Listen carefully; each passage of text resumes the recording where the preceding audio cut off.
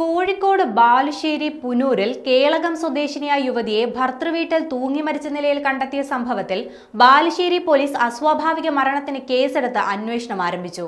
പുനൂർ കരിങ്കാളിമ്മൽ ശ്രീജിത്തിന്റെ ഭാര്യ 24-കാരിയായ ജിസ്നയെയാണ് മരിച്ച നിലയിൽ കണ്ടെത്തിയത്. കേളകം സ്വദേശിനിയായ യുവതിയുടെ മരണകാരണം വ്യക്തമായിട്ടില്ല. ഈ സാഹചര്യത്തിലാണ് പോലീസ് അസ്വാഭാവിക മരണത്തിന് കേസെടുത്ത് അന്വേഷണം ആരംഭിച്ചത്. ഇൻക്വസ്റ്റ് നടപടികൾക്ക് ശേഷം മൃതദേഹം പോസ്റ്റ്മോർട്ടത്തിനായി കോഴിക്കോട് മെഡിക്കൽ കോളേജിലേക്ക് മാറ്റിയിരിക്കുകയാണ്. ഇന്നലെയാണ് യുവതിയെ വീടിനുള്ളിൽ ആത്മഹത്യ ചെയ്ത നിലയിൽ കണ്ടെത്തിയത്. സംഭവം നടക്കുന്ന സമയത്ത് വീട്ടിൽ 2 വയസ്സുള്ള മകനല്ലാതെ മറ്റാരും ഉണ്ടായിരുന്നില്ല. ഈ സമയത്താണ് ജിസ്ന തൂങ്ങി മരിക്കുന്നത്.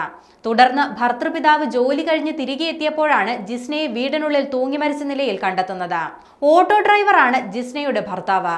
അതേസമയം ജിസ്നയുടെ മരണത്തിന് പിന്നാലെ ദുരൂഹത ആരോപിച്ച് കുടുംബം രംഗത്തെത്തിയിട്ടുണ്ട്. ഭർത്താവിന്റെ വീട്ടുകാർ ഇതുവരെ ബന്ധപ്പെട്ടിട്ടില്ല. ജിസ്ന മാനസിക പീഡനത്തിന് ഇരയായിട്ടുണ്ടെന്നും ഭർത്താവ് ശ്രീജിത്ത് ജിസ്നയെ മർദ്ദിച്ചിട്ടുണ്ടെന്നും കുടുംബം ആരോപിക്കുന്നുണ്ട്. സാമ്പത്തിക ഇടപാടിനെ ചൊല്ലി ഭർത്താവിന്റെ വീട്ടിൽ പ്രശ്നങ്ങൾ ഉണ്ടായിരുന്നു. കുട്ടിയെ കാണാൻ പോലും സമ്മതിച്ചിട്ടില്ലെന്നും യുവതിയുടെ കുടുംബം ആരോപണം ഉന്നയിക്കുന്നുണ്ട്.